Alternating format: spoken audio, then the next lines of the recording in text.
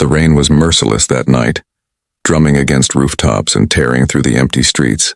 But the sound that broke a man's heart was not thunder. It was the voice of a little girl, barefoot, shivering, her hands folded in desperate prayer outside a doghouse. She did not ask for food. She did not ask for money. She did not even ask for clothes.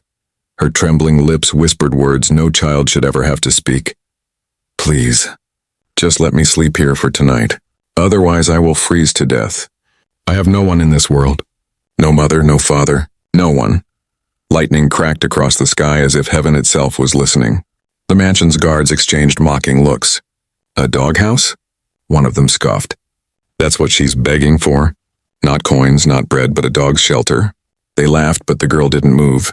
She pressed her palms tighter, rainwater and tears streaming down her face. Her little body shook violently, each shiver worse than the last. The storm no longer scared her. What frightened her most was being turned away again. For days she had knocked on doors only to be met with slamming shutters. To the world she wasn't even a child anymore. She was just another burden. But here, outside a wooden doghouse in the garden of a billionaire's estate, she found the courage to ask for the smallest mercy. Not a room, not a bed, not warmth. Just the corner of a doghouse, and that humility pierced the silence of the night like a knife. The guards were about to chase her away when the heavy front doors of the mansion creaked open. A tall man in a gray suit stepped out into the storm. His presence silenced everyone. He was a billionaire, a man whose face appeared on magazine covers, whose name was spoken with respect, whose wealth was whispered about in awe. Yet in that moment he wasn't standing as a tycoon. He was just a man staring at a fragile child, folded into herself by the cold. The little girl lifted her eyes to him, frightened but unwilling to give up her plea. I don't want anything else, she whispered, her voice barely carrying over the storm. Just this. Let me spend one night in the doghouse. Just one night. Then I will leave. If you refuse, I will die in the cold. For a moment, the world seemed to freeze. Rain pounded the ground. The guards stood stiff. Even the mansion lights flickered as though holding their breath. The billionaire crouched down, lowering himself to her level. Water streamed down his face, soaking his suit, but he didn't care. His eyes locked onto hers, and that was when he asked the question that no one expected. Why are you asking for the doghouse, child? You didn't ask for money. You didn't ask for food. You only asked for one night of life? Why? The girl's chest heaved as she struggled to answer. Because I have no one in this world. When even a dog has a home and I am dying in the street, it makes me feel I am less than a dog. I just want permission for one night. Her voice cracked on the last word. She pressed her forehead against her folded hands, too weak to hold back her sobs. The guards turned their faces away now, ashamed. Even they, hardened by years of service, could not listen without guilt. But the billionaire remained still, his gaze unwavering. Something inside him shifted. Something buried deep, an old memory, a wound from his own childhood, had been struck by her words. He reached out his hand toward her. Before I tell you what the billionaire replied, I want to hear from you. If a little child stood outside your home tonight begging not for food, not for money, not for clothes, but for permission to sleep in your doghouse, what would you reply? Comment below. The girl's voice lingered in the storm, fragile yet piercing. Her plea was not for riches, not for comfort, but for the shelter of a doghouse. And that request unsettled everyone who heard it. The guards, still standing stiff by the gates, muttered among themselves. She must be insane, one scoffed. Or maybe clever, another said bitterly. Most beggars ask for coins. She asks for pity. But the man in the gray suit, the billionaire whose fortune could buy entire streets, did not laugh. He crouched lower, his polished shoes sinking into the puddles, his eyes searching hers as if trying to uncover a truth too painful to imagine. The girl swallowed hard, her teeth chattering. She thought he would dismiss her, like all the others before him. In her young life, she had already learned how heavy doors sounded when slammed in her face. Yet she gathered the last shred of courage she had and repeated more softly now. Please, sir. Just tonight. Only the doghouse. Nothing more. If you turn me away, I will not survive the cold. Her words cut through the rain like a blade. She was not bargaining. She was not manipulating. She was simply stating a fact. Her life or her death rested on his answer. The billionaire inhaled slowly, his breath visible in the chill. Behind him, one of the guards spoke nervously.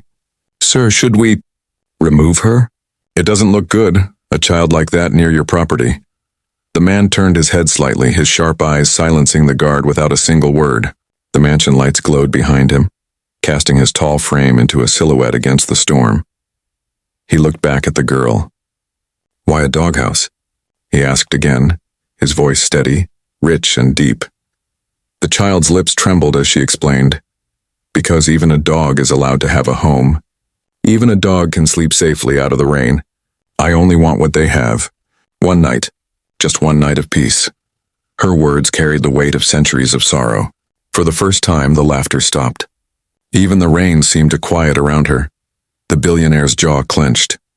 No one else noticed the flicker of pain in his eyes, but inside, something old was rising. A memory of another night. Years ago, when he had stood outside someone's door, begging for shelter and had been turned away. He straightened slightly, studying the girl as if the storm had unveiled a mirror into his past. His hands, usually folded with authority in boardrooms and contracts, now hovered in hesitation. The girl hugged her knees tighter, her wet dress clinging to her frail body. She had given her plea and now she waited, for judgment, for mercy, or for rejection.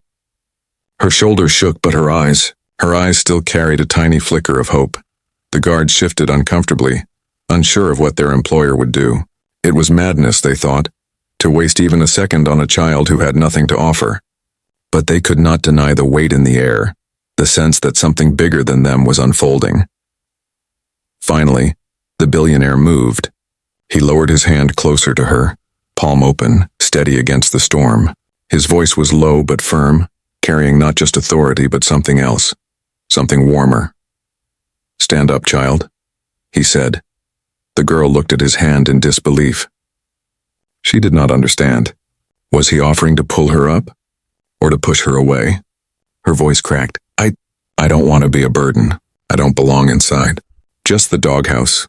But the man shook his head slowly, his gaze locked on her trembling form. "You asked for less than you deserve," he said quietly, almost to himself.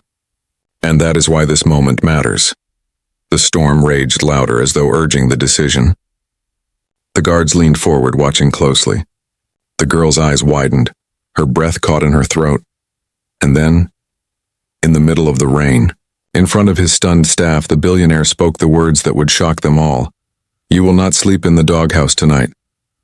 The storm swallowed his words at first, but the silence that followed was deafening. The little girl froze. Her small fingers gripped the edge of the doghouse as though it were the last thing tethering her to life. She had begged to be treated no better than an animal, and now she was certain the man would send her away. But his voice rose above the thunder, steady and unshaken. "You will not sleep in the doghouse tonight." Her breath caught. For a moment she thought she had angered him, that he was denying her even that one small request. Her lips quivered as she whispered, Then I have nowhere to go." The billionaire crouched lower until his eyes met hers through the rain. Water streamed down his face, but his gaze was piercing, unwavering. Slowly, he extended his hand again, this time with a gentleness that contradicted the storm around them. "Listen to me, child," he said softly. "You don't belong in a doghouse. You never did. From this night on, you will never beg for a place among animals, because you are not alone anymore. Do you hear me? You are not alone." The girl's body shook with confusion. No one had ever spoken to her like that. Not in years, perhaps not ever. Her voice was barely audible. But I have no one. I have nothing." The man's jaw tightened.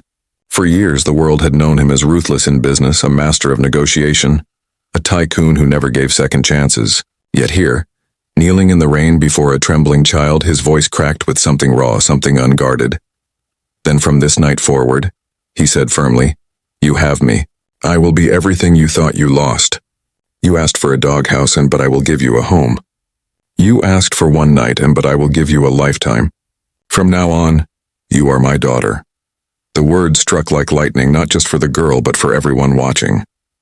The guards gasped audibly. Their disbelief was painted across their faces. "His daughter?" one whispered to another. They had seen their employer make billion-dollar decisions without blinking, but this was unthinkable. The girl's mouth fell open. For a moment, she forgot to breathe. Tears blurred her vision, mixing with raindrops on her cheeks. She wanted to believe him, but the weight of her past pressed heavily on her chest. She had been abandoned too many times. Promises had always broken. I don't understand, she stammered. Why would you call me that? The billionaire leaned closer, his voice low but resolute. Because no child should have to beg for the corner of a doghouse to stay alive. Because I see myself in you. I was once where you are now, cold, hungry, forgotten. But someone gave me a chance, and that chance became my life. Tonight I will do the same for you. Not as charity, not as pity, but as love. The girl broke. Her sobs tore through the storm as she collapsed forward, unable to hold her fragile strength any longer. The man's arms caught her instantly, steady, protective. For the first time in years, she was not falling alone. Gasps echoed from the staff clustered at the door of the mansion. They could not believe what they were seeing. The most powerful man they knew, kneeling in the rain, cradling a poor orphan as though she were his own blood. But to the man himself, it was not a performance. It was not an act of charity to display for cameras or headlines. It was something far deeper, something buried in the cracks of his own scars. A decision made not with wealth but with memory. He rose slowly, lifting the girl in his arms as though she weighed nothing at all. She clung to his soaked jacket, her tiny fingers curling desperately into the fabric, terrified this moment would disappear if she let go. The billionaire stepped toward the mansion. Every footstep echoed with authority, with defiance against the world that had abandoned her. At the door, he turned to the stunned guards. His eyes burned with conviction. Remember this, he said, his voice cutting through the rain. She is no beggar. She is no stray. From this night forward, she is my daughter, and anyone who dares treat her otherwise will answer to me. The doors swung open. The warmth of the mansion spilled into the storm, and for the first time in her life, the girl crossed not into rejection, but into belonging. The mansion's warmth spilled out into the storm as the doors closed behind them. For the little girl, it felt as though she had stepped through a portal into another world, a world she had only ever seen from a distance, through gates and windows. Her bare feet sank into a thick carpet so soft she almost stumbled. Her wide eyes darted from one corner to another, chandeliers dripping with light like captured stars, walls lined with paintings older than her entire lifetime, a fire crackling in a grand stone hearth. She had begged for the corner of a doghouse, and instead she stood in a palace. Her tiny frame trembled, not from the cold anymore, but from disbelief. Her lips quivered as though she wanted to speak, but no words came. She clutched the edge of the man's jacket as though letting go would shatter the illusion. Easy, child, the billionaire said gently, lowering her to the floor. His voice carried the same calm authority that had once commanded boardrooms, but now it wrapped around her like a blanket. You are safe here. She pressed her arms tightly against herself, unsure if she was allowed to move. At that moment, a pair of staff members appeared from the hallway, their eyes widening at the sight of her soaked, ragged figure standing on the priceless rug. One of them frowned, whispering sharply, "Sir, is this wise? She's a street child. She doesn't belong here." The man's gaze snapped toward them, and his answer was as sharp as thunder. "She belongs here more than anyone," he said firmly, "and she will be treated with respect. Do you understand?" The staff fell silent, lowering their eyes, though the tension remained. The girl, however, hardly noticed their disapproval. Her attention was locked on the fireplace. Its golden flames danced in the hearth, crackling and snapping. She had not felt true warmth in so long that she stepped toward it timidly, extending her small hands. Her body flinched at the first lick of heat. But then she sighed, a sound so fragile it was almost a sob. Tears welled in her eyes, not from pain, but from relief. The billionaire watched her closely. His heart clenched at the sight of her trembling shoulders, the way she soaked in the fire as though it were a miracle. He motioned to a maid. "Bring her food and clothes, quickly." Within minutes, a tray was set down on a low table, bread still steaming, a bowl of hot soup, fruit glistening under the light. The girl stared at it as though it were treasure. She hesitated, biting her lip. Is this really for me?" she whispered. The man crouched down again, meeting her eyes. "Yes, eat. No one here will take it from you." Her hands shook as she reached for the bread. She broke off a piece, stuffed it into her mouth, then froze as though expecting someone to snatch it away. But when no one moved, she chewed, swallowed, and then ate again, faster this time. Desperation gave way to hunger, and soon tears streamed down her cheeks as she ate like someone afraid the meal would vanish at any moment. The staff shifted uncomfortably, unable to hide their unease.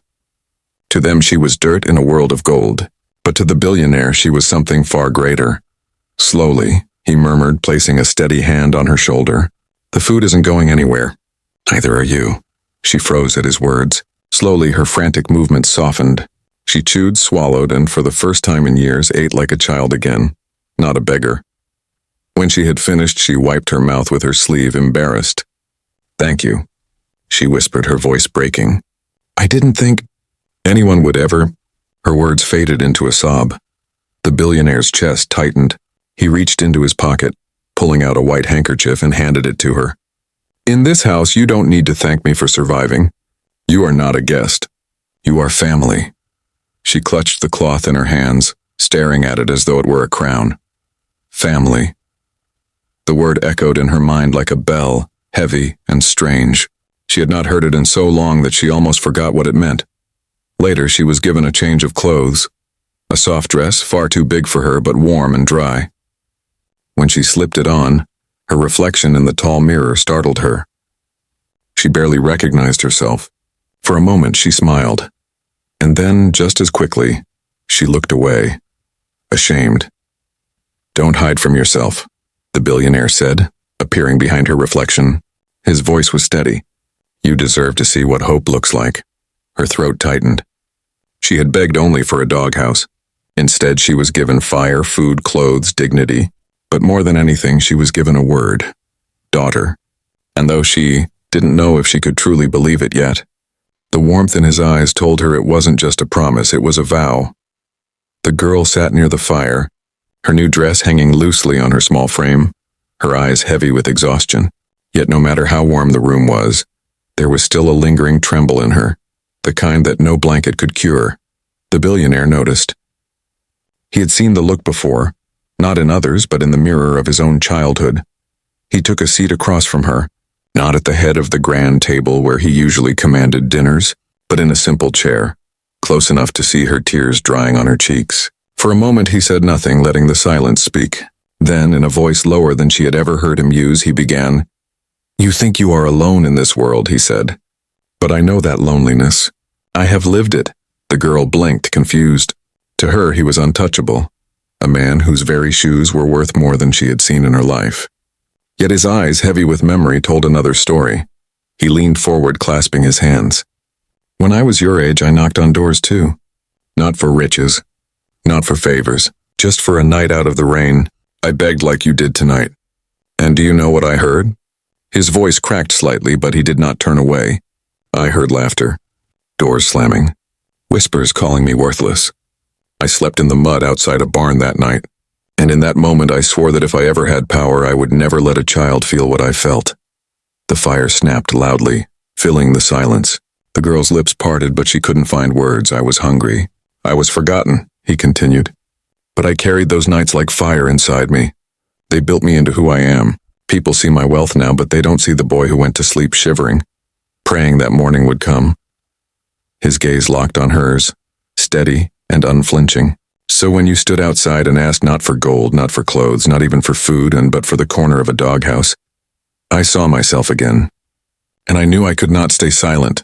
The girl's throat tightened. She wiped at her cheeks with the handkerchief he had given her earlier. Her voice was small, trembling. "So, that's why you didn't turn me away?" He nodded. "Not because I pity you, but because I understand you, because I promised the boy I once was that no child would feel abandoned if I could stop it. And tonight, that promise brought me to you." Her tears fell harder now, not from despair but from something new, something unfamiliar. "Hope," she whispered. "But I'm not really your daughter. I'm just—" The man's hand rose gently, stopping her. "Family isn't only blood. Sometimes it's a choice. And tonight I choose you." The words wrapped around her like the warmest blanket. For the first time she dared to believe she might belong. Her small hands tightened into fists against her lap, trying to hold on to the moment as though it might slip away. The staff, watching silently from the edge of the room, felt something shift too. Some of them still struggled to accept it, but even they could not deny the sincerity in their employer's voice. The girl's heart pounded. She had entered this mansion expecting to be thrown out like a stray animal. Instead, she sat before a man who had lived her pain, who had turned that pain into strength, and who was now offering her a future she never thought possible. She lowered her gaze, whispering so softly it was almost a prayer. "Thank you." The billionaire leaned back slightly, his expression calm but resolute. "Don't thank me yet, child. Thank me years from now, when you have grown, when you no longer tremble, when you stand strong on your own. That will be thanks enough." The fire roared higher, its light dancing across their faces. Two souls from different worlds, now bound by a shared wound and an unspoken vow. Do you believe people who suffer hardship show more kindness when they succeed? Comment yes if you agree, or no if you think wealth changes people. The next morning, the girl woke to sunlight streaming through tall windows. For a moment, she didn't move, afraid the warmth around her was only a dream. But the silken sheets beneath her fingers, the softness of the pillow, and the faint aroma of breakfast told her otherwise. She sat up, dazed, blinking at the grand room, its walls lined with books, its furniture carved with elegance. Her heart beat fast. Just hours ago, she had begged for the corner of a doghouse, and now she was in a bed fit for royalty. The door creaked open. The billionaire stood there, dressed sharply as always, but his expression softened when he saw her awake. "You slept well?" he asked. The girl nodded hesitantly. I didn't think I could, but I did." "That's good," he said simply. "You're safe here. Always remember that." The words wrapped around her like armor. Still, she shifted nervously. "But won't people ask questions? Why I'm here? Why you let me stay?" The man's eyes narrowed, though not at her. "Let them ask," he said firmly, "and I'll answer." That answer came sooner than expected. By midday, whispers had already reached the city. News spread quickly in the world of wealth and power. The story was outrageous to them. The billionaire had taken in a beggar child, treating her not as charity, but as family. At a private luncheon, a business associate leaned across the table with a sneer. "You'll ruin your reputation if you're not careful. People are already talking. They say you've lost your edge, that you're letting pity make your decisions." The billionaire's gaze was like steel. "This isn't pity," he replied. "It's principle," the associate scoffed. "Principle? That girl is from the streets. She has nothing, she is nothing. You're a billionaire. Why risk it?" He leaned forward, his voice low, unshakable. "Because I will not measure worth by wealth. That girl has more strength in her scars than most men have in their fortunes. She asked for a doghouse, and that humility is what made her my daughter." The table fell silent. His words were not up for debate. Back at the mansion, the girl watched from behind a curtain as neighbors lingered at the gates, whispering, pointing, some even shaking their heads.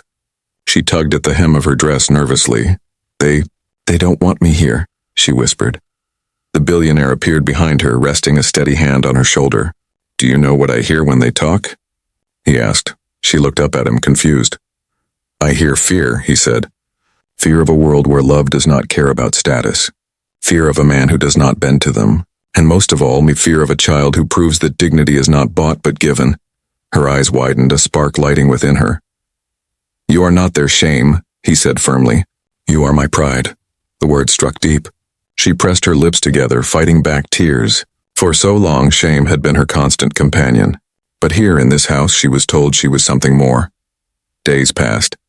The girl was given lessons, clothes that fit, and a place at the dining table. At first, she sat stiffly, unable to touch the silverware, afraid she would be mocked. But each time she hesitated, the billionaire would simply nod at her plate and say, "Eat." And she did. Slowly, awkwardly, but with growing confidence. The staff, once skeptical, began to soften. They watched as their employer guided her with patience he rarely showed in business. He corrected her gently when she stumbled over words, praised her when she tried again, and shielded her fiercely whenever anyone questioned her presence. It became clear. He was not caring for her temporarily. He was raising her. One evening, as the girl sat by the fire reading from a book he had given her, she looked up at him. Her voice was quiet but filled with wonder. "Why me?" she asked. "You could have chosen anyone. There are so many children in the world. Why me?" The billionaire studied her for a long moment, then answered with calm certainty, "Because you didn't ask for riches. You didn't ask for comfort. You asked only to survive. And that told me everything I needed to know. That you were ready not just to be saved, but to grow. I don't choose daughters by blood. I choose them by strength. And you have it." Her throat tightened. She set the book down, her small hands trembling. "Do you really mean it? That I'm your daughter now?" He leaned forward, his voice steady as stone. "I meant it the night I said it. And I'll mean it every night after this. You are my daughter. By choice, by vow, by love." The girl burst into tears, but this time they were not from despair. They were tears of belonging, of relief, of a wound beginning to heal. She ran into his arms, burying her face in his chest, whispering over and over, "Thank you. Thank you." And he held her silently, as if to say she never needed to thank him again. Weeks turned into months. The girl who had once trembled in the rain outside a doghouse began to change. Her cheeks, once hollow, now carried a faint glow of health. Her shoulders straightened. Her eyes, though still carrying shadows of her past, now held sparks of hope. But the world did not stay quiet. Newspapers carried the story. "Billionaire adopts beggar girl," the headlines mocked. Journalists debated his decision. Some praised it as an act of compassion. Others ridiculed it as a reckless display of emotion. At charity galas and business meetings, whispers followed him everywhere. One evening, he stood on stage at a large fundraising event. The girl sat in the front row, her small hands gripping the hem of her dress, nervous at the hundreds of eyes watching her. She had begged him not to bring her, afraid of being humiliated. But he had insisted. "Do you trust me?" He had asked gently before they arrived. She had nodded, though her heart raced. Now, as the room buzzed with expectation, the billionaire stepped up to the podium. His towering presence silenced the crowd. He adjusted the microphone, scanning the sea of skeptical faces. "You've all heard the rumors," he began. His deep voice carried effortlessly across the hall. "You've read the headlines. You've whispered behind my back. Tonight I will answer you." The crowd leaned forward. He gestured toward the girl. "Not long ago, this child knocked on my door. But she didn't ask me for money. She didn't ask me for food. She didn't even ask for clothes. Do you know what she asked for?" The audience shifted uneasily. "She asked for permission," he continued, his voice tightening with emotion, "to spend one night in my doghouse. Think about that, a child begging for the dignity we freely give to animals. That request struck me harder than any business deal, harder than any loss or gain I've ever faced, because I knew in that moment what it meant. The world had already failed her." Gasps rippled through the hall. He gripped the podium tighter, so I gave her my reply. Not pity, not rejection, but a vow. I told her she would never sleep in a doghouse again. I told her she would never be alone again. And I told her, she is my daughter. The girl's eyes widened, tears streaming down her cheeks as he spoke the words publicly for the first time. Some in the crowd frowned. Others shook their heads, but many sat in stunned silence, moved against their will. He leaned closer to the microphone. "I am a billionaire. But I was once a child like her, cold, hungry, forgotten. And if wealth cannot be used to rewrite the ending of a story like that, then wealth is worthless." My reply shocked some of you. It offended others. But to me it was simple. If a human being asks for a doghouse, then humanity itself has failed. My duty is not to feed failure, and it is to prove that every life has value. The hall erupted, some clapping, others whispering, but the applause grew louder, stronger, drowning out the murmurs. The girl buried her face in her hands, overwhelmed. She had spent her life invisible, unwanted, and now, before the world, she was claimed as someone's pride. After the speech, people approached. Some congratulated him. Others shook their heads, unable to understand. But it didn't matter. The billionaire had spoken his truth, and nothing could undo it. Later that night, back at the mansion, the girl sat with him by the fire. Her small hand reached for his, trembling. "You really meant it," she whispered. "Even when everyone was watching. Even when they judged you, you still called me your daughter." He turned to her, his eyes steady. "I don't care what they think. I care what you become, and from now on you will never beg again. Not for shelter. Not for love. Not for belonging. You are my daughter. That is my final word." Her tears fell freely as she leaned against him, her fragile body finally relaxing into safety. For the first time, she believed the nightmare of the streets was behind her. The little girl who had once begged for a doghouse now had something greater than a home. She had a father, and his reply, the reply that shocked everyone, echoed not just through the mansion but through her heart for the rest of her life. This reply changed her life forever. But what about you? If a child begged to sleep in your doghouse tonight, what would your reply be? Share your answer below. And don't forget to subscribe for more stories that remind us what compassion can do.